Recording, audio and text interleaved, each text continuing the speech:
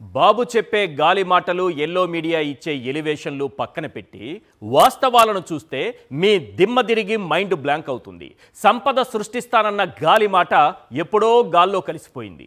ప్రపంచంలోనే ఆంధ్రప్రదేశ్ను నెంబర్ 1 చేస్తానన్న గాలి మాట ఎప్పుడో ఊపిరొదిలేసింది. బాబు చేసే విధ్వంసానికి మసిపూసి విజన్ అని మారేడుకాయ చేసి మనల్ని భ్రమల్లో ముంచేస్తుంటారు.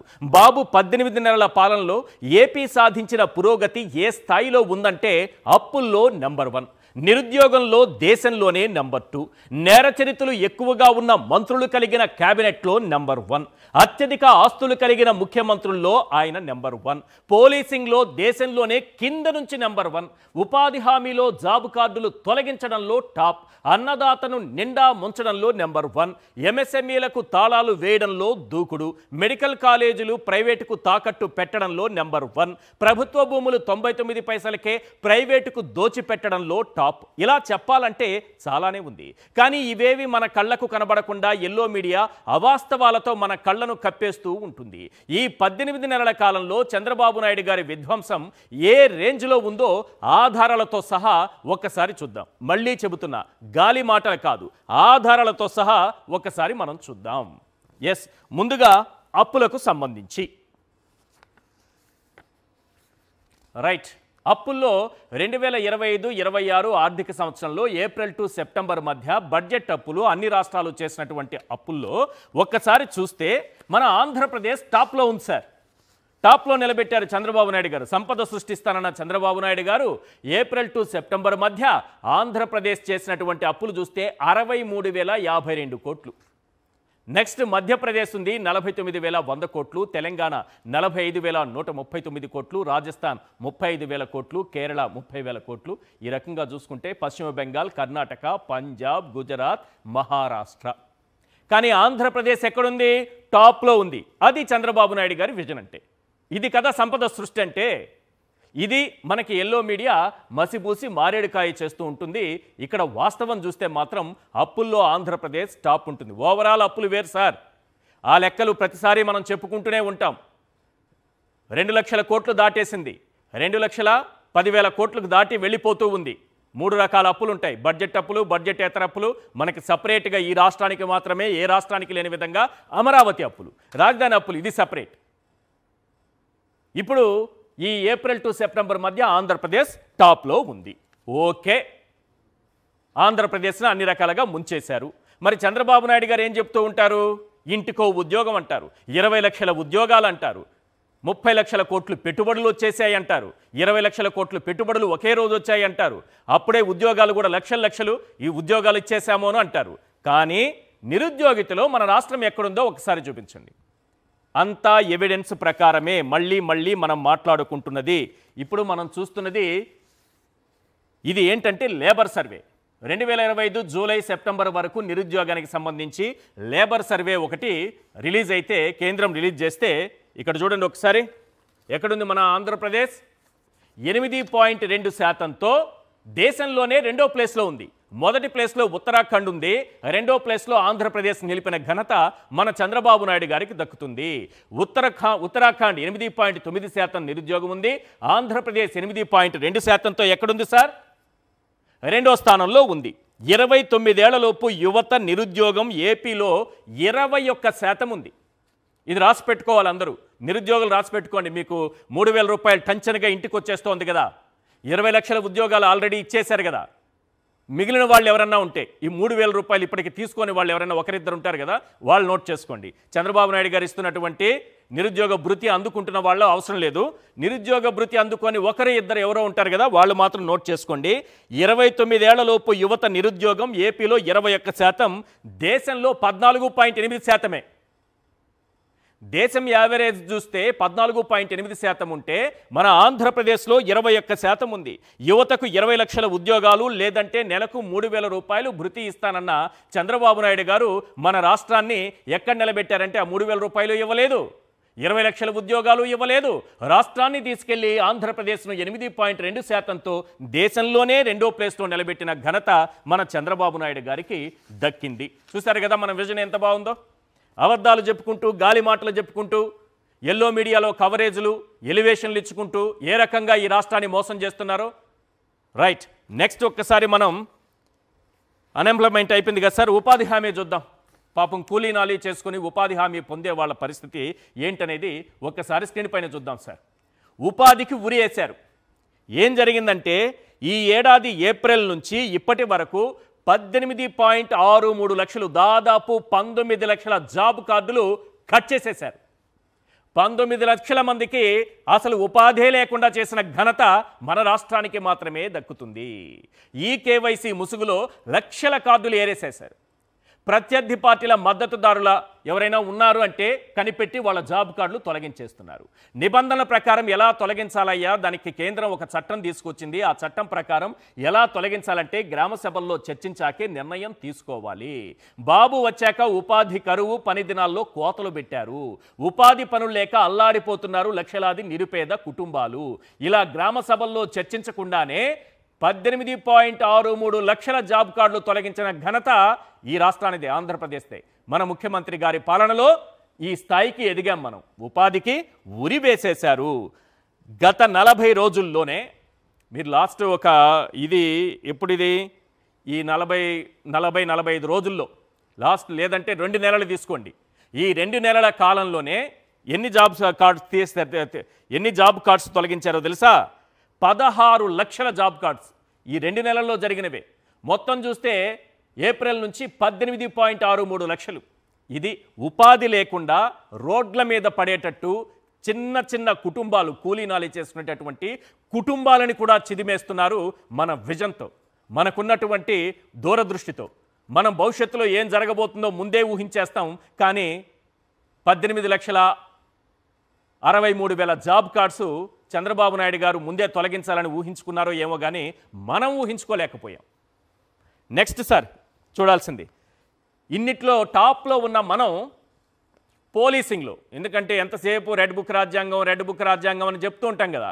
కాబట్టి మన పోలీసింగ్కి, మన పోలీస్ వ్యవస్థకి ఏ స్థాయి ర్యాంకింగ్ వచ్చిందంటే ఈ దేశంలో అన్ని రాష్ట్రాలు, కేంద్రపాలిత ప్రాంతాలు కలిపి 36 ఉంటే ఆ 36లో మన రాష్ట్రానికి వచ్చినటువంటి ర్యాంక్ కింది నుంచి 1వ ర్యాంక్. ఇంతసేపు టాప్లోనే నిలిపాం కదా, కింది నుంచి 1వ ర్యాంక్ తీసుకొచ్చి మన పోలీసింగ్ని, పోలీసు వ్యవస్థను చంద్రబాబు నాయుడు గారు రెడ్ బుక్ రాజ్యాంగం కలిపి ఏ స్థాయికి దిగజార్చారో ఒక్కసారి చూడండి.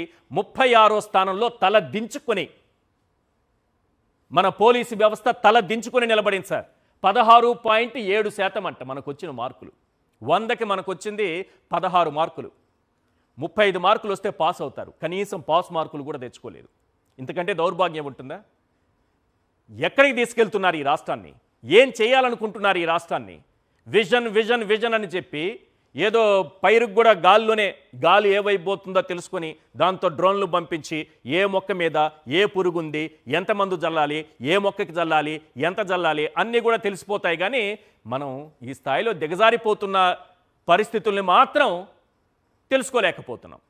మనకి విజన్ ఉంటుంది. ఆ విజన్ ఇందుకు పోలీసు వ్యవస్థని 36వ స్థానంలో నిలబెట్టడానికి. పోని ఒకసారి ఇది కూడా చూద్దాం, ఎక్కడెక్కడ ఎన్ని మార్కులు వచ్చాయి. 16 మార్కులు ఒకసారి చూస్తున్నాం. పరిపాలనా సంస్కరణలకు మార్కులు లెక్కన అనుకుందాం మనం. 20 మార్కులకి 8.77 మార్కులు వచ్చాయి. ఇక్కడ పర్సంటేజ్లో ఉంది, మార్కుల రూపంలో సులభంగా అర్థమయ్యే భాషలో మాట్లాడుకుందాం. నిర్వహణ సమర్థతకు 45 మార్కులకి ఈ పరీక్ష పెట్టారనుకోండి, మన పోలీసు వ్యవస్థకి 7.93 మార్కులు వచ్చాయి. 8 మార్కులు వచ్చాయి అనుకుందాం. అటు ఒక 8, ఇటు ఒక 8, 16 మార్కులు వచ్చాయి. సాంకేతిక సమాచార 25 మార్కులకి 0 మనకు వచ్చింది. నెక్స్ట్ పోలీసు, వైద్య, ఆరోగ్య, న్యాయశాఖల సమన్వయం 10 మార్కులకి మనకు వచ్చింది 0. ఏ రాష్ట్రంలోనూ ఈ దౌర్భాగ్య పరిస్థితులు ఉండకపోవచ్చాము బహుశా. నేను చూపించాను కదా అన్ని రాష్ట్రాలకి ఏ పొజిషన్లో ఉన్నాయని. నెక్స్ట్ మన క్యాబినెట్ని తీసుకుందాం సార్. మన క్యాబినెట్ని తీసుకుందాం, ఎందుకంటే వాళ్ళే కదా పరిపాలిస్తోంది. నేర చరిత్రలో మనం నెంబర్ 1 పొజిషన్లో ఉన్నామని ఏడీఆర్ రిపోర్టు మనకు చెప్తోంది. ఏడీఆర్ రిపోర్టు ప్రకారం, అసోసియేషన్ ఫర్ డెమోక్రటిక్ రిఫార్మ్స్ ప్రకారం ఏపీలో 96% మంత్రులు నేర చరిత్రలే ఉన్నారు. చూడండి, చంద్రబాబు నాయుడు గారి పైన 19, డిప్యూటీ సీఎం పైన 8, వాసంశెట్టి సుభాష్ 12, అచ్చెన్నాయుడు 13, నారా లోకేష్ 17, కొల్లు రవీంద్ర అందరి పేర్లు చదవలేదు, నారాయణ 8, కొల్లు రవీంద్ర 15, రాంప్రసాద్ రెడ్డి 5, సవిత 10, వంగలపూడి అనిత 7, కందుల దుర్గేష్ 7, నిమ్మల రామానాయుడు 20, బీసీ జనార్దన్ రెడ్డి 9. సరే, ఇవన్నీ చూసుకోండి, మీరే లెక్కేసుకోండి. ఇవన్నీ 96% మంది మంత్రులు నేర చరిత్రలతో కూడినటువంటి క్యాబినెట్ కలిగి దేశంలోనే నేర చరిత్రల క్యాబినెట్ కలిగినటువంటి దాంట్లో నెంబర్ 1 పొజిషన్లో ఉందని నేననట్లేదు, మన ఏడీఆర్ రిపోర్టు చెబుతోంది. వాళ్ళు ఇచ్చినటువంటి అఫిడవిట్ల ఆధారంగా ఏడీఆర్, దయచేసి ఇది ఏడీఆర్కి సంబంధించిన రిపోర్ట్ అని మాత్రమే చూడండి. వాళ్ళ అఫిడవిట్ల ఆధారంగా పూర్తి ఆధారాలతో ఏడీఆర్ చెప్పినా నేను అదే చెప్తుంది, నేను చెప్పినా అదే చెప్తాను. నెంబర్ 1 పొజిషన్లో మనం ఇక్కడ ఉన్నాం క్యాబినెట్కి సంబంధించి. నెక్స్ట్, ఈరోజు చంద్రబాబు నాయుడు గారు కొత్త ప్రోగ్రాం తీసుకొచ్చారు. ఏదో రైతన్న నేను వస్తాను మీ ఇంటికి అని, రైతన్న కోసం కొత్త ప్రోగ్రాం తీసుకొచ్చారు. వాళ్ళ ఇంటికి పోతారట.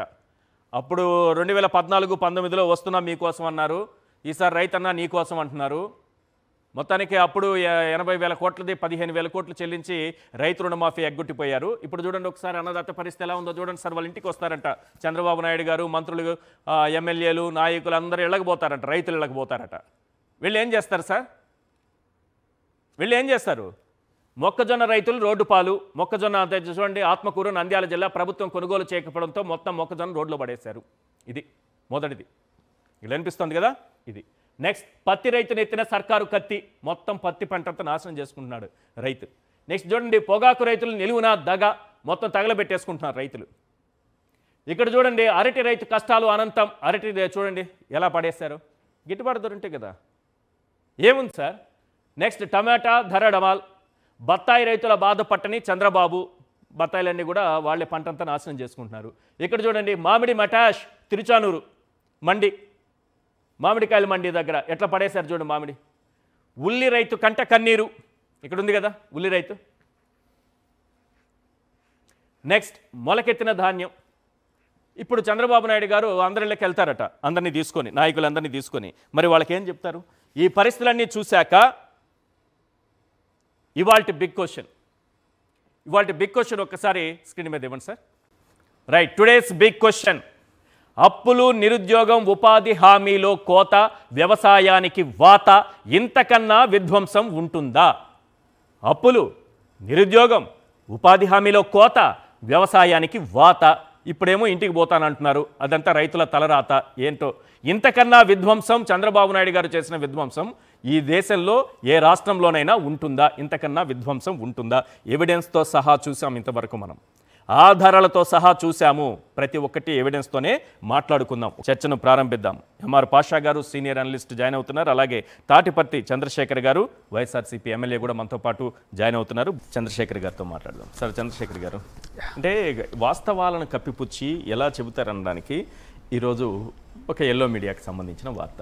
మీ కష్టం నాకు తెలుసు, నేను రైతు బిడ్డనే, మీకు అండగా ఉంటా. చంద్రబాబు లేఖ, నేటి నుంచి రైతన్నా మీకోసం, లాభసాటి సాగుకు పంచసూత్రాలపై అవగాహన. ఎంత అద్భుతంగా ఉంది సార్ వినడానికి. కానీ వాస్తవం, మరో దినపత్రిక వాస్తవం బయటపెట్టింది. ఏంటి, అన్నదాత సుఖీభావ కింద 40,000 ఇవ్వాల్సి వస్తే ఇప్పటి వరకు ఇచ్చింది 10,000 ఇచ్చి 30,000 ఎగ్గొట్టి, ఇవి కాకుండా పంటల బీమా ఎత్తేశారు, ఇన్పుట్ సబ్సిడీ ఇవ్వట్లేదు, ధరల స్థిరీకరణ నిధులు లేదు, చెప్పుకుంటూ పోతే చాలా.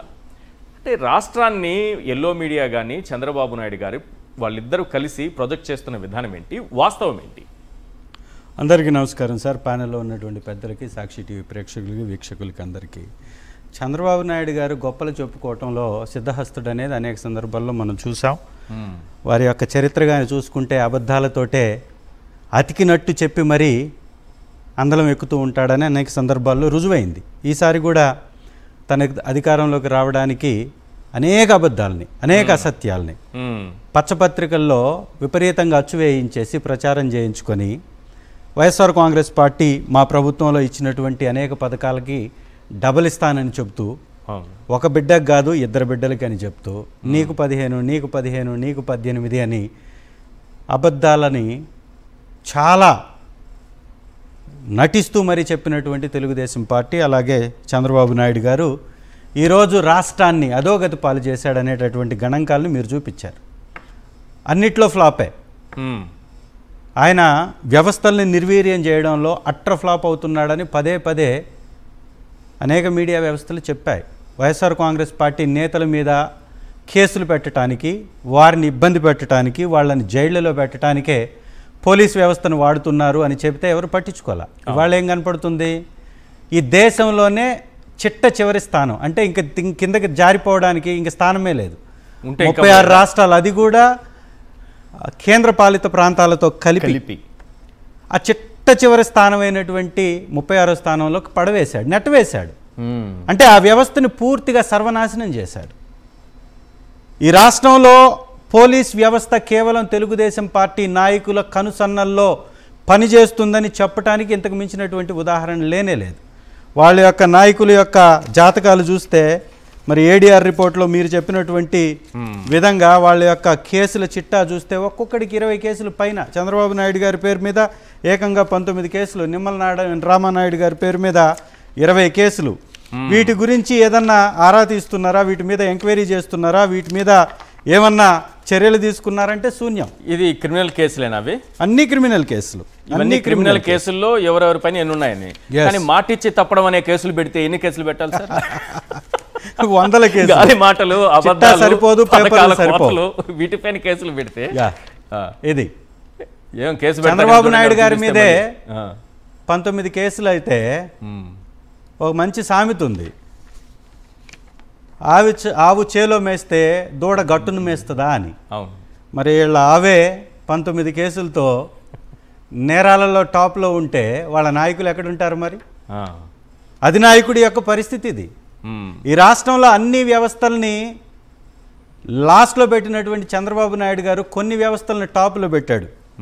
ఆ టాప్లో పెట్టినటువంటి ఏంటి అంటే అప్పుల్లో టాప్, నేరాల్లో టాప్, హత్యల్లో టాప్, అత్యాచారాల్లో టాప్, అబద్ధాలు చెప్పటంలో టాప్.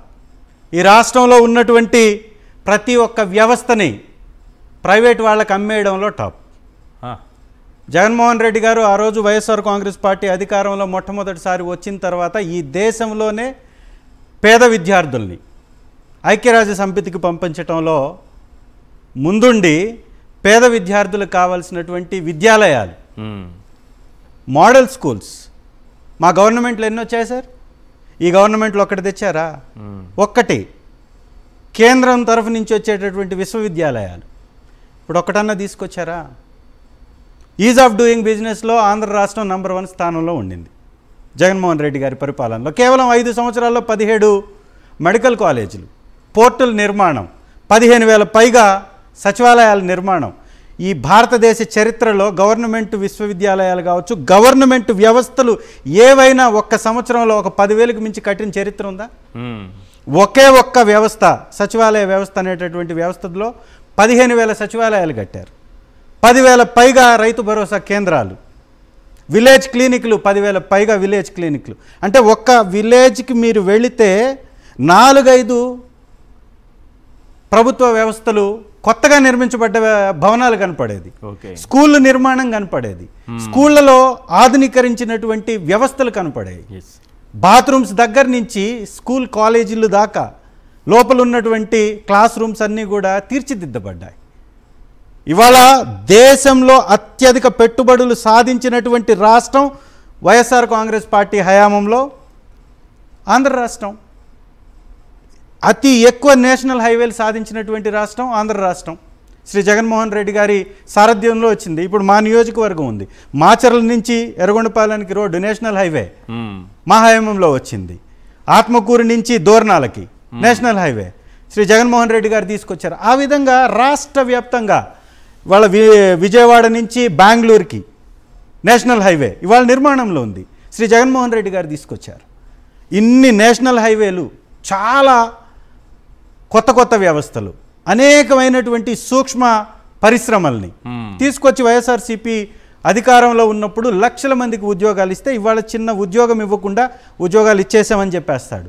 ఎవరన్నా కానీ యూరియా బస్తా అందలేదు అంటే యూరియా ఎక్కువ వేస్తావా అంటే మీకు చేత కాదు. యూరియా ఎక్కువ దిగుబడి కోసం విపరీతంగా వాడడం వల్లనే యూరియా యొక్క కొరత వచ్చిందని చెప్పినటువంటి ఏకైక ముఖ్యమంత్రి పోయి ఎవరైనా వాళ్ళ యొక్క పొలానికి యూరియా ఎక్కువ వేసుకుంటారు సార్?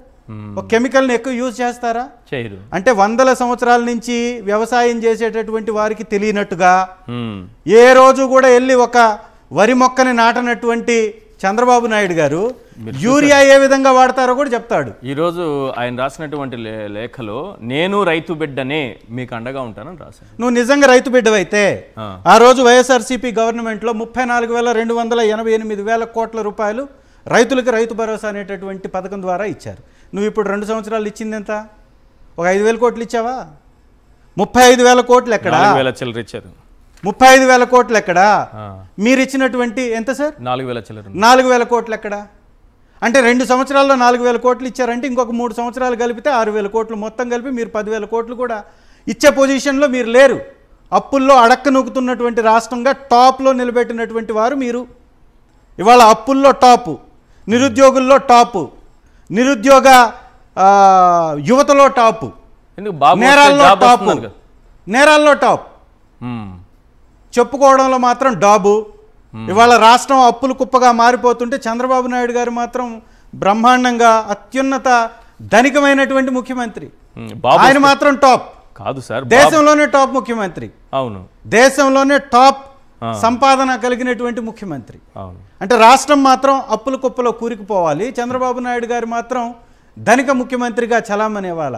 చంద్రబాబు నాయుడు గారితో పాటు మళ్ళీ లోకేష్ గారు ధనిక మంత్రి, నారాయణ గారు ధనిక మంత్రి, పెమ్మసాని గారు ధనిక మంత్రి. ఎట్లా సాధ్యం ఇది? ఏ విధంగా సాధ్యం? ఈ రాష్ట్రంలో ఉన్నటువంటి మంత్రులు 5 మంది టాప్లో ఉన్నారు దేశంలోనే. దేశంలో మిగిలిన మొత్తం 35 రాష్ట్రాలు కలిపి 5 మంది ఉంటే మన రాష్ట్రం నుంచే 5గురు ధనికమైనటువంటి మంత్రులు, ముఖ్యమంత్రులు. వాళ్ళు వీరు వారి పార్టీకి చెందినటువంటి వారు. ఇంకో పార్టీకి సంబంధించినటువంటి ఓ మంత్రి కానీ ఓ ముఖ్యమంత్రి కానీ లేరు. ఇది ఈ రాష్ట్రంలో ఉన్నటువంటి పరిస్థితి. మరి రైతుకి ఒక్క నిమిషం సార్, రైతుకి అంత నువ్వు మంచి చేసేవాడివైతే వైఎస్ఆర్ కాంగ్రెస్ పార్టీ హయాంలో ధాన్యం కొనుగోలుకు 67,906 రూపాయలు కేటాయించారు. ధాన్యం కొనుగోలు చేశారు. నువ్వు ఇచ్చావా? ₹1 విధిల్చావా?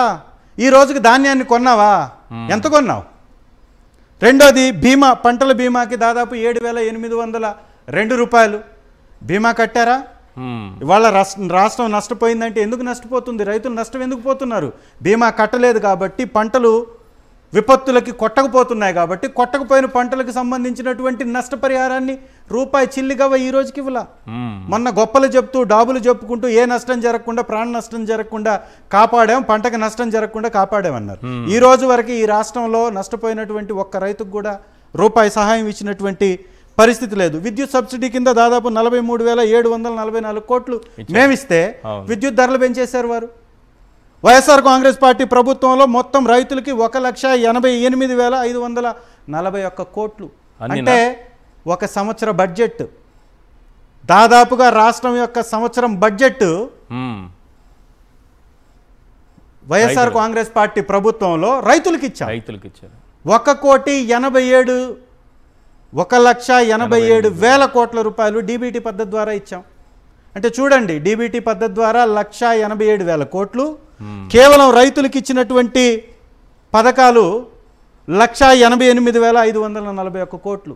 ఇవి రెండు కలపండి, దాదాపు 3 లక్షల కోట్ల పైచిలుకు.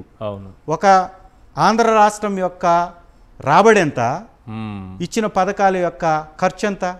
వైఎస్ఆర్ కాంగ్రెస్ పార్టీలో 3 లక్షల కోట్లు ఈ రెండిటికి, ఒక రైతులకి మిగిలిన సబ్సిడీలకి ఇచ్చామంటే ఈ రాష్ట్ర బడ్జెట్ని, దాదాపు 2 సంవత్సరాల బడ్జెట్ని ఈ పథకాలకి ఇచ్చి కూడా కోవిడ్ సమయంలో బ్రహ్మాండమైనటువంటి నిర్వహణ, ఆర్టీసీకి ఉద్యోగుల్ని స్థిరీకరించి దాన్ని గవర్నమెంట్లో కలపడం, సచివాలయ ఉద్యోగ వ్యవస్థను తీసుకొచ్చి 1,65,000 మందికి ఉద్యోగాలు ఇవ్వడం, 2,65,000 మందికి వాలంటీర్లకు 5,000, అంటే ఒక్కొక్క కుటుంబానికి 5,000 నిరుద్యోగులకి ఇవ్వడం. మీరు నిరుద్యోగుల కింద వేసుకోండి వాళ్ళని. 5,000 ఇచ్చామా లేదా? వాళ్ళ నిరుద్యోగుల పేరు చెప్పి ఓట్లు కొట్టేసి 3,000 ఇవ్వడానికి నానా తంటలు పడుతున్నారు. వైఎస్ఆర్ కాంగ్రెస్ పార్టీలో మా ప్రభుత్వంలో 2,65,000 మందికి వాలంటీర్లుగా నియమించి 5,000 ఇచ్చామంటే నిరుద్యోగులకు 5,000 ఇచ్చినట్టే కదా. 2,65,000 కుటుంబాలకి, లక్షల కుటుంబాలకి మంచి జరిగిందా లేదా? ఇవన్నీ చేస్తూ మేము చేసిన అప్పులు ఎంత? కేవలం 5 లక్షల కోట్ల రూపాయల లోపు. ఇవాళ మీ ప్రభుత్వం ఏం చేసింది? దాదాపు 16 నెలల్లో 2,27,000 కోట్ల రూపాయల అప్పు. అంటే వైఎస్ఆర్ కాంగ్రెస్ పార్టీ 5 సంవత్సరాల్లో చేసినటువంటి అప్పులో సగం అప్పు చేశారు ఇప్పటికి. 1.5 సంవత్సరంలో. మేము చేసిన 5 లక్షల కోట్ల అప్పులో దాదాపు 3,40,000 కోట్ల రూపాయలు సబ్సిడీ పథకాలకి, వివిధ గవర్నమెంట్ ఇచ్చేటటువంటి సబ్సిడీలకి హామీలు ఇచ్చి పెట్టినటువంటి హామీలను నెరవేర్చడానికి మేము ఉపయోగించాం. మరి మాకు వచ్చిన రెవెన్యూ ఎంత సార్? 2 సంవత్సరాలు కోవిడ్ పోతే 3 సంవత్సరాల రెవెన్యూలో ఇంత మేము ఖర్చు చేసి కేవలం రైతులకు మాత్రమే 1,83,000 కోట్ల రూపాయలు ఇస్తే మరి చంద్రబాబు నాయుడు గారు ఎంత ఇచ్చి ఉండాలి? రాను రాను రాష్ట్రం యొక్క ఆర్థిక పరిస్థితి మెరుగుపడుతుంది కదా, మరి పెరిగేటటువంటి రాబడి ఎక్కడికి పోతుంది? ఎవరి జేబుల్లోకి పోతుంది? డైరెక్ట్గా తెలుగుదేశం పార్టీ నాయకుల యొక్క జేబుల్లోకి పోతుంది. కాబట్టి రాష్ట్రం అప్పుల్లోకి మునిగిపోతుంది, కూరుకుపోతుంది. అరటి రైతు ఆక్రందనలు, పత్తి రైతు యొక్క శోకం, మామిడి రైతు యొక్క ఘోష, ఈ రాష్ట్రంలో ఉల్లి 50 పైసలకు ఉల్లి ధర పడిపోయిందండి. కోకో, చిని ఇవన్నీ పోతున్నా కూడా వెనకబడిపోతున్నటువంటి రైతుల యొక్క ఆర్థిక పరిస్థితిని పట్టించుకోకుండా ఈ రాష్ట్రాన్ని వెనక్కి నెట్టేస్తున్నటువంటి చంద్రబాబు నాయుడు గారి యొక్క విజన్ ఏంటో తెలుసా? పేర్లు మార్చుకోవటం, అమ్మఒడికి పేరు మార్చటం, అమ్మఒడిని అర్ధవడిగా మార్చి సగం డబ్బులు కూడా ఇవ్వకుండా. అర్ధవడే అంతే కదా మరి? అదే అర్ధవడి కూడా కాదు, పావువడే. 2 సంవత్సరాలు కానీ ఇచ్చింది ఎంత? పావేనా? అంతే కదా. ఎవరికి ఇచ్చారు? ఎంతమందికి ఇచ్చారు? ఆ రోజు రైతులకు అన్నదాత సుఖీభవ వాళ్ళ పేరు మార్చారు. మీరు ఇచ్చింది ఎంత? 5,000. మేము ఇచ్చింది ఎంత? 15,000. 5,000 మీరు ఒక సంవత్సరానికి ఇచ్చారంటే పావేగా మీరు ఇచ్చింది. అమ్మఒడి ఇద్దరికి ఇస్తానన్నారు, ఎంతమందికి ఇచ్చారు? ఎన్ని లక్షల మందిని తొలగించారు? మేము రైతులకి 53,58,000 మందికి ఇస్తే మీరు ఇస్తుంది ఎంత? 45 లక్షల మందికి ఇస్తున్నారు. 10 లక్షల మందిని తీశారు. మీరు ఇవాళ ఉపాధి హామీకి సంబంధించినటువంటి విషయం చెప్పారు. కేవలం ఏప్రిల్ నుంచి నవంబర్కి 18 లక్షల మందిని తీసేశారంటే నీకు ఎవడిచ్చాడు ఆ హక్కు?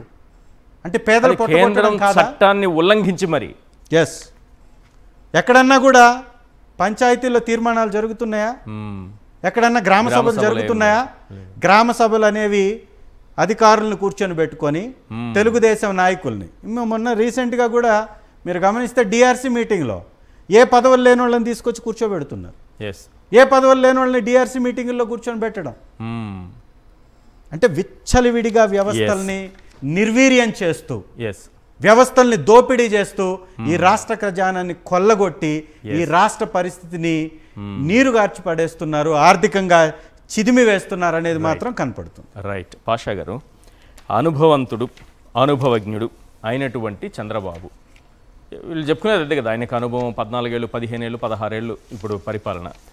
ఈ 1.5 సంవత్సరంలో ఈ అనుభవవంతుడైనటువంటి, అనుభవజ్ఞుడైనటువంటి చంద్రబాబు పాలనలో ఈ 1.5 సంవత్సరంలో రాష్ట్రం పరిస్థితి ఏంటి? అందరికీ నమస్కారం అండి. సార్, ఈ 1.5 సంవత్సరాలలో దాదాపుగా రాష్ట్రంలో ప్రజల భద్రత, అందరి గురించి మాట్లాడుతున్నాను, రైతుల దగ్గర నుంచి మొదలుకొని మీరు ఈరోజు ఆడవాళ్ళ దగ్గర ఆ విషయం కూడా మనం కలుపుకుంటే మొత్తానికి ఈరోజు చంద్రబాబు నాయుడు గారు భద్రతా విషయంలో ఆయన వైఫల్యం అనేది అంత ఇంత కాదు. రైతులకి వాళ్ళకి ఇవ్వాల్సినటువంటి ఒక సెక్యూరిటీ అనేది ఈరోజు చంద్రబాబు నాయుడు గారు ఇవ్వలేకపోతున్నారు.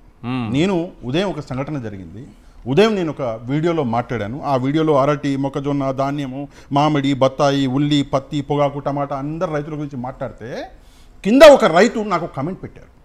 అది చూసి నాకు చాలా బాధేసింది.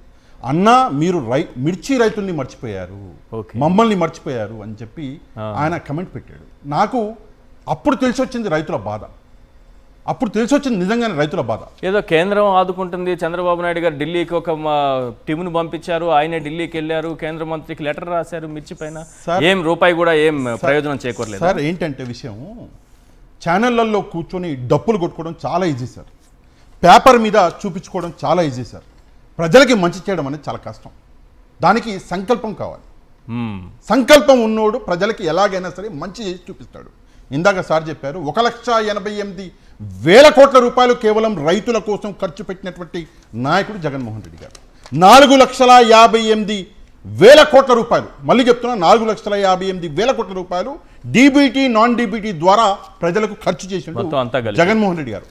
మొత్తం కలుపుకుంటే కేవలం డీబీటీ ద్వారా 2,73,000 కోట్లు, నాన్ డీబీటీ ద్వారా 1,84,000 కోట్లు, మొత్తం కలుపుకుంటే 4,58,000 కోట్లు ప్రజలకి ఖర్చు పెట్టిండు జగన్మోహన్ రెడ్డి గారు.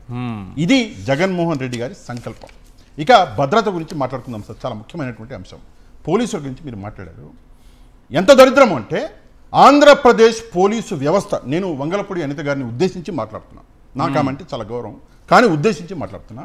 ఆంధ్రప్రదేశ్ పోలీసు వ్యవస్థ 36వ స్థానానికి, చివరి స్థానానికి దిగజారిపోయింది. 2వ స్థానంలో ఉండే చూసినాం, 4వ స్థానంలో ఉండే చూసినాము, 36వ స్థానానికి దిగజారింది. ఇక ముఖ్యమైనటువంటి ఒక 4-5 అంశాలు. మొదటి స్థానంలో అస్సాం ఉంది సార్. ఎంత దరిద్రము అంటే అస్సాము ఒక బార్డర్ స్టేట్, భూటాను, బంగ్లాదేశ్ అంటే ఇతర దేశాలు ఉన్నటువంటి బార్డర్ ఉన్నటువంటి స్టేటు. అక్కడ ఇన్ఫిల్ట్రేషన్ అనేది ఉంటుంది. అయినా కూడా అస్సాం పోలీసులు ఆ ఇన్ఫిల్ట్రేషన్ తట్టుకొని అస్సాంని నెంబర్ 1 స్థానంలో నిలబెట్టారు అంటే నిజంగా వాళ్ళందరికీ అస్సాం పోలీసులకి హ్యాట్స్ ఆఫ్ చెప్పాలి కదా సార్. అవును. ఇక్కడ ఇంకో అంశం కూడా నేను మీకు చెప్పాలి. ఏంటి ఆ అంశం అంటే అస్సాం ముఖ్యమంత్రి హేమంత బిశ్వ శర్మ గారు ఒక పోస్ట్ చేయడం అనేది జరిగింది. చాలా గర్వంగా పోస్ట్ పెట్టాడు ఆయన. ఇది ఫేస్బుక్ లో ఆయన పెట్టినటువంటి పోస్ట్. ముఖ్యమంత్రి హేమంత బిశ్వ శర్మ గారు నేను కూడా చూశాను. ఏమని పెట్టారు? నెంబర్ 1 స్టేట్ ఇన్ ఇండియా అని చెప్పి పోలీసులని, ఆయన పోలీసులను ఆయన పొగుడుతూ ఇంత గర్వంగా చంద్రబాబు నాయుడు గారు కూడా పెడితే చూడాలని ఉంది నాకు. ఇంత గర్వంగా చంద్రబాబు నాయుడు గారు కూడా పెడితే చూడాలని ఉంది నాకు. రెడ్ బుక్ నిర్వహణలో, రెడ్ బుక్ రాజ్యాంగ నడపడంలో నెంబర్ 1 కాదా? అదే చెప్తున్నాను. అస్సాం గురించి మనం మాట్లాడుకున్నాం. నెంబర్ 1 స్థానం. నెంబర్ 2 స్థానంలో హర్యానా. హర్యానాలో ఆర్గనైజ్డ్ క్రైమ్ అన్నది ఏ లెవెల్లో ఉండే మనం చూసినాం గడిచిన సంవత్సరాలలో. అట్లాంటి రాష్ట్రాన్ని అక్కడ పోలీసులు కష్టపడి నెంబర్ 2 స్థానాన్ని తీసుకొచ్చారు. Number 3 Sikkim sir. China, Bhutan, Nepal 3 దేశాల బార్డర్ అది సిక్కిం. అయినా పోలీసులు అక్కడ ఎంత బాగా పనిచేసి 3వ స్థానానికి తీసుకొచ్చారు ఆ రాష్ట్రాన్ని. ఇది నెక్స్ట్ వచ్చేసి జమ్మూ కాశ్మీర్. చిన్న పిల్లల్ని అడిగినా చెప్తారు జమ్మూ కాశ్మీర్ అంటే ఒక అంటే టెర్రరిజం ఎక్కువ ఉన్నటువంటి ప్రాంతం. ఆ పోలీసులు కూడా 4వ స్థానంలో నిలిచారు అంటే నిజంగా hats off. Bihar sir, Bihar నా చిన్నప్పటి నుంచి వింటున్నా, వెనకబడ్డ రాష్ట్రము, వెనకబడ్డ రాష్ట్రము, జంగల్ రాజ్ నేను విన్నా. అట్లాంటి బీహారు ఈ రోజు ఏంటి సార్ స్థానం? 15వ స్థానం బీహార్ది. దాని తర్వాత దరిద్రం సార్ మణిపూర్. అంటే నేను వాళ్ళని పొగుడుతున్నా, మణిపూర్ ఈ రోజు కూడా కాలుతుంది. నిన్ననే మీరు వార్త వింటారు, నిన్న కూడా మణిపూర్లో సమస్యలు ఇష్యూస్. అట్లాంటి మణిపూర్ 21వ స్థానంలో ఉంది సార్. వీళ్ళందరూ అరుణాచల్ ప్రదేశ్ 20 అనుకుంటా, ఒకసారి చూడండి సార్. అరుణాచల్ ప్రదేశ్ కూడా 20వ స్థానంలో ఉంది. అరుణాచల్ ప్రదేశ్ అంటే నేను అన్ని తీసుకోలేదు, మీరు చెప్తున్నారు కాబట్టి. అయితే ఈ ఇష్యూస్ చూడండి. 100 మార్కులు మీరు చదువుకున్నప్పుడు మనకి 100 మార్కులు ఉండే. పాస్ అవ్వాలంటే 35 మార్కులు తీసుకురావాలి. 34 తీసుకొచ్చినా మనం ఫెయిల్ అయిపోయేవాళ్ళం, మీకు గుర్తునే ఉంటుంది. అట్లాంటిది ఈ రోజు అస్సాం 72 మార్కులు, 72 పైన, హర్యానా 62 పైన, సిక్కిం 60 పైన, జమ్మూ కాశ్మీర్ 59 పైన, బీహార్ 47 పైన, మణిపూర్ 45 పైన, ఆంధ్రప్రదేశ్ 16.70. అంటే పాస్ అవ్వడానికి కూడా వీలు లేకుండా సగం కంటే తక్కువ. 35లో సగం కంటే పాస్ మార్కుల్లో కూడా ఎంత వెనకబడిపోవడం, సగం కంటే తక్కువ. ఏదో 35కి దగ్గరలో ఉన్నారు, 30లో ఉన్నారు, 32లో ఉన్నారు అనుకుంటే పర్లేదు, అది కూడా కాదు. ఇది ఆంధ్రప్రదేశ్ లో ప్రస్తుతం పరిస్థితులు. దాంట్లో చెప్పారు అప్పులు, అన్ఎంప్లాయ్మెంట్, ఉపాధి హామీ, క్యాబినెట్ లో ఉన్నటువంటి వాళ్ళపైన ఉన్నటువంటి క్రిమినల్ కేసులు, అగ్రికల్చర్ విషయం, వీటన్నిటిలో కూడా ఏ రంగాల్లో టాప్ లో పెట్టారు చెప్పండి. నేను వస్తాను సార్, ఇందులోకి వస్తాను. కానీ ఒక చిన్న విషయం చెప్పొస్తాను. వీళ్ళు తీసుకున్న 4 పారామీటర్స్ సెంట్రల్ గవర్నమెంట్ తీసుకుంది కదా, ఏంటి? పరిపాలన, సంస్కరణ, నిర్వహణ, సామర్థ్యము, సమాచార సాంకేతికత, సమన్వయము, 4 పాయింట్లలో తీసుకున్నారు కదా. కింది 2 పాయింట్లు ఒకసారి చూస్తే సమాచార సాంకేతికత 0 వచ్చింది ఆంధ్రప్రదేశ్కి, 25 మార్కులలో 0. ఇక్కడ ఒక విషయం చెప్పాలి సార్, ఏంటంటే సాంకేతికత దేవుడెరుగు. పోలీస్ స్టేషన్లో సీసీటీవీ ఫుటేజ్ తెండ్ అయ్యా అని కోర్టు చెప్తే కుక్కలో కోతులు ఎత్తుకపోయినాయి అన్నారు. కోతులు ఎత్తుకపోయినాయి. ఇది మన దగ్గర ఉన్నటువంటి సాంకేతికత. ఏంటి? సమన్వయం. మనకి కోర్టులకి, మనకి హాస్పిటల్కి సమన్వయం ఉంటుంది. ఎప్పుడు మీరు ఏ ముద్దాయిని ఏ కోర్టుకు తీసుకెళ్తారో దేవుడికే రక. ఇక మీరు అడిగినటువంటి ప్రశ్న సార్, అప్పులలో మనము చంద్రబాబు నాయుడు గారి ఆల్ టైమ్ రికార్డు. అంటే మీరు ఏప్రిల్ నుంచి సెప్టెంబర్ చూపించారు, మొత్తం కలుపుకుంటే 2,17,000 కోట్లు అనుకుంటా. సబ్జెక్ట్ టు కరెక్షన్ 2,15,000 కోట్లు దాదాపు. ఇది చంద్రబాబు నాయుడు గారికి చెల్లింది.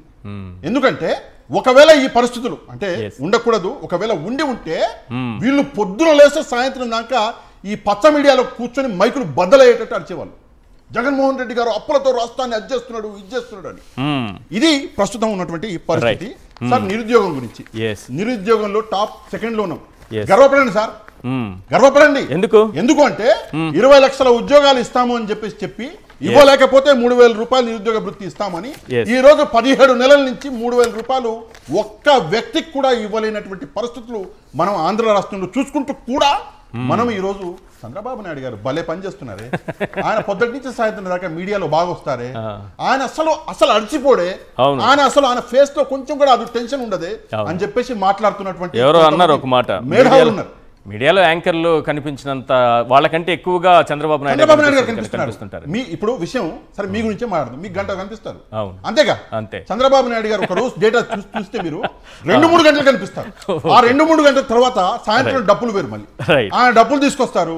ఆయన కోసం డబ్బులు కొట్టేటటువంటి వ్యక్తులు చాలా మంది ఉన్నారు. చివరిగా ఒకటి, ఇప్పుడు అన్ఎంప్లాయ్మెంట్ 18.63 18,63,000 మంది జాబ్ కార్డులను తొలగించారు. ఎంతమందికి ఇస్తామన్నారు ఉద్యోగాలు? 20,000 కదా, 20 లక్షలు కదా. 20 లక్షలు ఇవ్వకపోగా 18,63,000 మందిని తొలగిస్తే మా నిరుద్యోగ సోదరులు ఈ రోజు ఏమీ మాట్లాడకుండా ఈ రోజు కూర్చున్నారు. దేనికి సార్? దీనికి భారతదేశంలో మాట్లాడే స్వేచ్ఛ ఉంది మనకి. ఎందుకు మాట్లాడే కేసులు పెడతారు సార్? ఏంటి కేసులు పెడతారు? కేసు సార్ అట్లా పెట్టే కదా 16.70 వచ్చింది పోలీసులకి. పోలీసులు ఏం చేస్తున్నారంటే ఒకటే పని అన్ని పోలీస్ స్టేషన్ లో వైసీపీ నాయకుల మీద యాడ ఏ కేసు పెట్టొచ్చో కొంచెం పొద్దున్న లేస్తే వాళ్ళు ఈ పెన్ను పట్టుకుని అదే ఆలోచిస్తున్నారు. అందుకే 16.70 వచ్చింది. నిజంగా రాష్ట్రంలో ఇంకొక అంటే అనకూడదు, ఇంకో 20 రాష్ట్రాలు ఉంటే మనకి ఆ 20 కిందకు వచ్చేదేమో. ఇప్పుడు రైతు పంట నాశనం చేసుకుంటున్నాడు, తగలబెట్టుకుంటున్నాడు, రోడ్లో పడేస్తున్నాడు కష్టపడి పండించిన పంటని. అలా చేసినా సరే అతని పైన కూడా కేసు పెడుతున్నారు. 21వ తారీఖు ఉద్దేశపూర్వకంగానే నువ్వు తగలబెట్టేస్తున్నావు, ఉద్దేశపూర్వకంగానే రోడ్లో పడేస్తున్నావు. 21వ తారీఖు ఈనాడు రైతుల మీద కేసులు. అదే చెప్తున్నా. 21వ తారీఖు ఈనాడులో మొన్న 21 అరటి కిలో రూపాయి, అరటి కిలో రూపాయి పక్కన ఫోటో ఇచ్చారు. గొర్రెలు మేస్తున్నాయి అరటి పండ్లు. నేనే వేస్తాను చూడండి అక్కడ.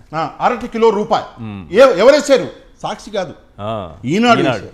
ఇది పరిస్థితులు అయితే సార్ ఒక్క సెకండ్ అంతే. క్రైమ్ గురించి ఈ రోజు నారా లోకేష్ గారు చేసినటువంటి మహత్తరమైన పని ఏంటంటే ఎడ్యుకేషన్ సిస్టమ్ని ఆయన ఏ లెవెల్కి తీసుకెళ్లారు సార్. గత 2 నెలల్లో 14 మంది విద్యార్థుల జీవితాలు నాశనం అయిపోయినాయి. అమ్మాయి అది కూడా ఏంటి సార్? ఎవరు? ఈ రాజకీయ నాయకులు, ఈ టీడీపీ నాయకులు, ఈ జనసేన నాయకులు. అంబేద్కర్ కోనసీమ 6వ తరగతి చదువుతున్నటువంటి విద్యార్థిని. ఇది మొదటి కేసు. ఇట్లా మీరు చూసుకుంటూ పోతే ఎన్నున్నాయి కేసులు? 14 కేసులు 2 నెలల్లోనే. వీళ్ళందరూ ఎవరు? విద్యార్థినులు. అంబేద్కర్ కోనసీమ జిల్లా 6వ తరగతి చదువుతున్న 11 ఏళ్ల బాలికపై జనసేన యువజన నాయకుడు. ఇంతకంటే ముందు నేను చదవలేను. అంటే దీని తర్వాత పశ్చిమ గోదావరి ఏలూరు ఒక మైనర్ పాఠశాల విద్యార్థిని బలవంతంగా మద్యం తాగించి నేను ఇంకా చదవలేను. నెక్స్ట్ కాకినాడ జిల్లా గురుకుల హాస్టల్లో చదువుతున్న 13 ఏళ్ల బాలికను బయటకు తీసుకెళ్లి, ఇది మనందరికీ తెలుసు. నెక్స్ట్ ఎన్టీఆర్ జిల్లా మన 16 ఏళ్ల బాలికపై టీడీపీ సానుభూతి పరుడు, వీడి పేరు వినయ్ అంట. ఇది నెక్స్ట్ తూర్పుగోదావరి జిల్లా 10వ తరగతి చదువుతున్నటువంటి వెల్ఫేర్ హాస్టల్లో అమ్మాయి. నెక్స్ట్ అల్లూరు జిల్లా 9వ తరగతి గిరిజన బాలికను సిగ్గుపడాలి, గిరిజన బాలికను. నెక్స్ట్ అన్నమయ్య జిల్లా. నెక్స్ట్ ఇట్లా జిల్లాల గురించి చెప్పుకుంటూ పోతే సార్ కృష్ణా జిల్లా, ప్రకాశం జిల్లా, తిరుపతి, చిత్తూరు, నెల్లూరు, వైఎస్ఆర్ కడప, అనంతపురం ఎక్కడా కూడా అమ్మాయిలు మైనర్ పిల్లలు 13 ఏళ్ల బాలికను 14 టీడీపీ నేతల కుమారులు. ఎవరు? టీడీపీ నాయకులు లేదా జనసేన నాయకులు. వీళ్ళు ఈ రోజు మా ఆడబిడ్డలను ఇలా ఇలా ఇలా ఇబ్బందులకు గురి చేస్తుంటే నారా లోకేష్ గారు విద్యాశాఖ మంత్రి అయి ఉండి కూడా ఈ రోజు ఎట్లాంటి యాక్షన్ తీసుకోకుండా కేవలం టీవీలకే పరిమితం అవుతున్నారు. ఓన్లీ కోట్లు మారుస్తున్నారు. అంటే నాకున్నాయి మొత్తం 4 కోట్లు సరిగి. అంటే మధ్యలో ఎవరో కామెంట్ చేశారు పెద్ద మనిషి, నాకున్నాయి మొత్తం 4 కోట్లు. టీడీపీ వాళ్ళు మీ గురించి బాగా ట్రోలింగ్ చేశారు. 4 కోట్లే, అన్ని 4 కోట్లే ఉన్నాయి. నారా లోకేష్ కోటిలో కొన్ని 4 కోట్లు వేసుకొని వస్తారు. అదే నారా లోకేష్ గారు మార్చినట్టు నేను సూట్లు మార్చలేను. కానీ ఈ పరిస్థితి నారా లోకేష్ గారి ప్లేస్ లో నేను ఉంటే పోయి అక్కడ కూర్చునేవాడిని. నా ఆడబిడ్డల మీద చేస్తారా అని చెప్పేసి కూర్చునేవాడిని. ఈ పరిస్థితులు ఆంధ్రప్రదేశ్లో ఎప్పుడు మారుతాయి అంటే మీరు టీవీలకు కాకుండా పనికి పరిమితం అయితే మారుతాయి. ప్రజల కోసం పని చేస్తే మారుతాయి. మీరు ఈరోజు చేసేది పని ప్రజల కోసం కాదు, కేవలం మీ పార్టీని పెంచి పోషించడానికి పని చేస్తున్నారు. రైట్. సార్ చంద్రశేఖర్ గారు, చంద్రబాబు నాయుడు గారు వచ్చిన తర్వాత ఈ మధ్య కాలంలో కేంద్రం పార్లమెంటు సాక్షిగా కేంద్రం చెప్పిన దాని ప్రకారం 2191 ఎంఎస్ఎంఈల యూనిట్లు మూతపడ్డాయి సార్. కరెక్ట్. మరి పరిశ్రమలు వచ్చేస్తున్నాయి, ఉద్యోగాలు వచ్చేసాయి, లక్షల కోట్లు పెట్టుబడులు అంటారు, అవి ఏమైపోయో తెలియదు. ఒకవేళ నిజంగానే చంద్రబాబు నాయుడు గారు చెప్పినట్టు 2014 నుంచి ఇప్పటి వరకు లేదా అంతకు ముందు కూడా ఆయన తెచ్చినటువంటి పరిశ్రమలు నిజంగా ఉంటే పెట్టుబడులు ఇప్పటికే ఒక 70-80 లక్షల కోట్ల పెట్టుబడులు వచ్చి ఉండాలి, ఒక 2 కోట్ల ఉద్యోగాలు వచ్చి ఉండాలి. ఈ రాష్ట్రంలో యువతకు ఉద్యోగాలు వచ్చి ఉద్యోగాలు మిగిలిపోతే పక్క రాష్ట్రాల నుంచి బుల్లెట్ ట్రైన్లోనో లేకపోతే పెద్ద పెద్ద బస్సులు వేసి వాళ్ళందరినీ ఇక్కడికి రప్పించి ఉద్యోగాలు ఇచ్చి ఉండాలి. కానీ మూతబడిపోతున్నాయనే వాస్తవాన్ని కేంద్రం చెప్తోంది. ఏది నమ్మాలి మేము? మూతబడిపోతున్నటువంటి విషయమే వాస్తవం కాబట్టి కేంద్రం చెప్పింది వాళ్ళ కూటమిలో భాగమైనటువంటి బీజేపీ పార్టీ అధికారంలో ఉన్నటువంటి ప్రభుత్వమే కదా వారిది. అవును. మరి వారి ప్రభుత్వమే వారు చేస్తున్నటువంటి తప్పుల్ని ఎత్తి చూపుతుంది. ఏడీఆర్ రిపోర్ట్ కావచ్చు, ఈ రాష్ట్రంలో హత్యలు నేరాలు పెరిగిపోతున్నట్టు క్రైమ్స్ రికార్డ్స్ బ్యూరో ఇచ్చినటువంటి గణాంకాలు కావచ్చు, అప్పులకు సంబంధించి ఆర్థిక వ్యవస్థ ఇచ్చినటువంటి గణాంకాలు కావచ్చు, ఇవన్నీ చంద్రబాబు నాయుడు గారి ఫెయిల్యూర్స్ని చూపిస్తున్నాయి. చంద్రబాబు నాయుడు గారు విజనరీ కాదు విషనరీ అని చూపిస్తున్నాయి. విషనరీ అని ఎందుకు అంటున్నామంటే రైతులపై విషం కక్కుతున్నారు. రైతులు మాట్లాడితే వాళ్ళని బెదిరిస్తున్నాడు, ఉద్యోగులు మాట్లాడితే వాళ్ళని బెదిరిస్తున్నాడు, వైఎస్ఆర్ కాంగ్రెస్ పార్టీ నాయకులు మాట్లాడితే వాళ్ళని బెదిరించి జైలులో పెడుతున్నారు. ఈ రాష్ట్రంలో ఒక్కటంటే 45 రోజుల్లో 16 లక్షల కార్డులు తీసేశారని రాశారండి. అవును. ఆ పోర్టల్లో ఒకసారి కానీ గమనిస్తే ఉపాధి హామీకి సంబంధించినటువంటి పోర్టల్లో చూస్తే 18,63,821 మందిని తొలగించటం అంటే ప్రజలపై విషం చిమ్మడం కాదా? ఇది విజనరీయా విషనరీయా? ఉపాధి కల్పియాలా ముఖ్యమంత్రి, ఉపాధిని తీసివేయాలా? చంద్రబాబు నాయుడు గారికి తెలిసి జరుగుతుందో ఖచ్చితంగా తెలిసే వైఎస్ఆర్సీపీకి ఓటు వేశారనే అనుమానం కలిగినటువంటి ప్రతి ఒక్కరిని తొలగించేస్తున్నాడు. ఆయన ఏదో నాకు భవిష్యత్తులో ఏం జరుగుతుందో నాకు తెలుసు, గాలి ఎట్టుపోతుందో నాకు తెలుసు అని అన్నారని మీరు ఆయనకి తెలిసే జరిగిందని అంటున్నారేమో. ఆయన ఏదో గాలికి మాటలు మామూలుగా జనరల్ మాటలు ఏదైనా చెప్పుండొచ్చు. ఆయనకి ఒక మీడియా, ఒక కమ్యూనిటీకి సంబంధించినటువంటి మీడియా తన కమ్యూనిటీని పెంచుకోవటం కోసం కావలసినటువంటి ఒక నాయకుడిని తయారు చేసుకొని తనే విజనరీ అని ప్రొజెక్ట్ చేసి ఈ రాష్ట్రంపై రుద్దింది అనేది వాస్తవం అనే గణాంకాలు ఇక్కడ కనపడుతున్నాయి. ఈ రాష్ట్రంలో ఏ ఒక్క వ్యవస్థనైనా పరుగులు పెట్టిస్తున్నటువంటి పరిస్థితి ఉందా? ఏ ఒక్క వ్యవస్థ అయినా దేశీయ స్థాయిలో పర్ఫామ్ చేస్తున్నటువంటి వ్యవస్థ ఉందా? ఏ ఒక్క సంస్థ అయినా అత్యధిక పెట్టుబడులతో ఇక్కడ నెలకొల్పి తన యొక్క 14 సంవత్సరాల గతం, ఇప్పుడు ఒక 1.5 year 15.5 సంవత్సరంలో నిజంగా విజనరీ అయితే ఎన్ని కంపెనీలు వచ్చి ఉండాలి ఇక్కడికి? నువ్వు కియా తెచ్చింది నిజమైతే అలాంటి కియాలు ప్రతి మండలంలో, ప్రతి గ్రామంలో లేదా ప్రతి జిల్లాలో ఒకటి పెట్టించి ఉండొచ్చుగా. ఎక్సలెంట్ గా చెప్పారు సార్. ఒకటి పెట్టించవచ్చు కదా. ఎక్సలెంట్. ఇది విమానాలకు వాళ్ళు చేసుకున్న ప్రచారం ఏదో మోడీ గారు అక్కడికి వెళ్ళి వాళ్ళతో మాట్లాడి తెచ్చారంట. కానీ అన్ని అంత ప్రచారం చేస్తారు, పరిశ్రమలు ఎందుకు రావట్లేదు? ఎస్ సార్, కియా గురించి చెప్పాలి కాబట్టి మళ్ళీ చెప్తున్నాను సార్. ఇరు దేశాలకు సంబంధించినటువంటి ప్రధానులు కూర్చున్నటువంటి విదేశీ వ్యవహారంలో దేశంలో ఇరు దేశాల పెట్టుబడుల్లో భాగంగా 3 రాష్ట్రాల సరిహద్దు అయినటువంటి ఆ ప్రాంతాన్ని కియా ఎంచుకుంది. అటు బెంగళూరు, ఇటు చెన్నై, ఇటు ఆంధ్రప్రదేశ్, తెలంగాణ 4 రాష్ట్రాలు, 3-4 రాష్ట్రాల సరిహద్దు కాబట్టి ఆ ప్రాంతాన్ని ఎంచుకొని అక్కడ పెట్టుబడులు పెడితే చంద్రబాబే తెచ్చానంటారు. మరి చంద్రబాబు గారు నిజంగా తెచ్చింది నిజమైతే అలాంటి కంపెనీలు చాలా ఉన్నాయి కదా ప్రపంచవ్యాప్తంగా. మరి ఎందుకు తీసుకురాలేకపోయారు? ఎందుకు జగన్మోహన్ రెడ్డి గారు తీసుకొచ్చినటువంటి అదానీ డేటా సెంటర్కి పేరు మార్చి నాది అని చెప్తున్నారు? ఎందుకు జగన్మోహన్ రెడ్డి గారు స్థాపించినటువంటి సచివాలయ వ్యవస్థకి విజనరీ యూనిట్లని స్టిక్కర్లు ఎందుకు వేస్తున్నావు? నువ్వు పెట్టుండొచ్చుగా, నీ విజన్ కదా నీది. నువ్వు విజనరీ యూనిట్లు ముందు పెట్టుండొచ్చు కదా, నువ్వు తెచ్చుండొచ్చు కదా 17 మెడికల్ కాలేజీలని. ఈ రోజుకి ఒక మెడికల్ కాలేజ్ తీసుకురాలి. పైగా ఎయిమ్స్ సార్ చాలా ఇంపార్టెంట్, ఇది రాష్ట్ర ప్రజలందరూ గమనించాలి. ఎయిమ్స్లో రీసెంట్గా ఒక పేషెంట్ని నేను పంపిస్తే హార్ట్కి సంబంధించినటువంటి వ్యవహారం మీద ఎయిమ్స్కి సంబంధించిన సూపరింటెండెంట్తో కూడా మాట్లాడాను, హెడ్ ఆఫ్ ది డిపార్ట్మెంట్తో కూడా మాట్లాడాను. మాట్లాడితే అక్కడ వైద్యులు లేరు అని వారిని బయటకు పంపించేశారు. ఇవాళ వైద్యులు ప్రైవేట్ లేరా? హాస్పిటల్లో ఉన్నాడు.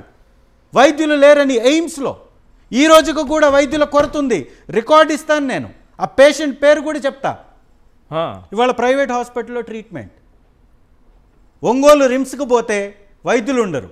ఓకే. మార్కాపురంలో తేలు కాటు వేస్తే మార్కాపురం ఎమ్మెల్యే గారు కూడా గమనించాలా. అక్కడ ఉన్నారు, తెలుగుదేశం పార్టీకి సంబంధించినటువంటి ఎమ్మెల్యే నారాయణ రెడ్డి గారు ఉన్నారు. మార్కాపురం హాస్పిటల్లో తేలు కుడితే మద్దలకట్టకు సంబంధించినటువంటి ఒక వ్యక్తికి, వెంకటేశ్వర రెడ్డి అనేటటువంటి వ్యక్తికి అర్ధరాత్రి నాకు 12 గంటలకు ఫోన్ చేసి ఇక్కడి నుంచి తీసుకెళ్ళిపోమంటున్నారు, ఏం చేయాలి సార్ మేము అంటే, నేను సూపరింటెండెంట్ గారితో మాట్లాడడానికి 10 ఫోన్లు చేస్తే లాస్ట్కి ఆయన లైన్లోకి వచ్చి ఏం చెప్తాడంటే, సార్ ఇక్కడ వెంటిలేటర్ పనిచేయట్లేదు సార్, ఇక్కడ ఎక్విప్మెంట్ లేదు సార్, అతనికి సీరియస్గా ఉంది, చనిపోతాడు సార్ అన్నాడు. అప్పటికప్పుడు అంబులెన్స్ని మాట్లాడి అక్కడి నుంచి రిమ్స్కి పంపించి రిమ్స్లో సూపరింటెండెంట్తో మాట్లాడి జాయిన్ చేయించాను. అంటే ఏరియా హాస్పిటల్స్లో ట్రీట్మెంట్ జరగదు, జిల్లా హాస్పిటల్లో ట్రీట్మెంట్ జరగదు, ఎయిమ్స్ లాంటి ప్రాంతాల్లో కూడా ట్రీట్మెంట్ జరగదు. ఒక చెన్నయ్య అనేటటువంటి వ్యక్తి హార్ట్కి సంబంధించి బ్లాక్స్ ఉన్నాయని ఆపరేషన్కి పోయి గుంటూరు జనరల్ హాస్పిటల్లో జాయిన్ అయితే వాళ్ళు దీపావళి ఉందని ఎవరు వైద్యులు రాకపోతే అతను చనిపోయాడు. నేను మన రాష్ట్ర మంత్రి యొక్క ఓఎస్డీకి కూడా పెట్టాను, ఆ వివరాలు పెట్టాను. మీ యొక్క వ్యవస్థలు ఇలా పడకేస్తున్నాయి, పట్టించుకోండి, ఈ రాష్ట్ర ప్రజలు చనిపోతున్నారు, ఆరోగ్యశ్రీని ఎత్తివేశారు. ఆరోగ్యశ్రీ బకాయిలు ఎంత సార్? 2,27,000 కోట్ల అప్పులు చేసినోడికి 4,000 కోట్ల రూపాయలు ఆరోగ్యశ్రీ కట్టలేరా? 5,000 కోట్ల రూపాయలు మెడికల్ కాలేజీలకు పెట్టలేరా? ఇదా విజనరీ? మరి ఇలాంటి వ్యక్తి పరిపాలనలో ఇలాంటి ర్యాంకులు కాకపోతే రాష్ట్రానికి ఇంకేం ర్యాంకులు వస్తాయి? విద్యా వైద్యం కూడా ఇదే నెంబర్. బీహార్లో చూడండి సార్, కార్డుల ఏరివేతలో మన తర్వాత పెద్ద రాష్ట్రాల్లో బీహార్ ఉంది. నంబర్ ఎంతో తెలుసా? 96,341. 96,000 ఏరేసిందా? ఎస్. ఇది 18 లక్షలు సార్, దాదాపు 19 లక్షలు. మనకంటే జనాభా ఎక్కువ బీహార్లో, మనకంటే ఎమ్మెల్యే సీట్లు ఎక్కువ. అవును. అక్కడ బీహార్లో 96,341 కార్డులు ఏరివేస్తే మన దగ్గర 18,63,821 కార్డులు. దేశంలోనే ఎక్కడ జరగదు. ఒక్క ప్రకాశం జిల్లా సార్, మా వెనకబడినటువంటి జిల్లా. ప్రకాశం జిల్లా మంత్రులు ఏం చేస్తున్నారు, ఎమ్మెల్యేలు ఏం చేస్తున్నారు? మరి ఇలాంటి నిర్వాహకం చేయడానిక వీళ్ళని తీసుకొచ్చేసి మా నెత్తినెక్కించుకుంది. ప్రకాశం జిల్లాలో కేవలం జాబ్ కార్డులు తొలగించింది, ఒక్క జిల్లాలో 67,000 జాబ్ కార్డులు తొలగించేశారు సార్. రైట్. ప్రకాశం జిల్లాలో వెనకబడినటువంటి జిల్లా, అత్యంత పేదలు కలిగినటువంటి జిల్లా. మరి జిల్లా మంత్రులకు పడుతుందా, జిల్లా ఎమ్మెల్యేలకు పడుతుందా? సిగ్గుపడండి.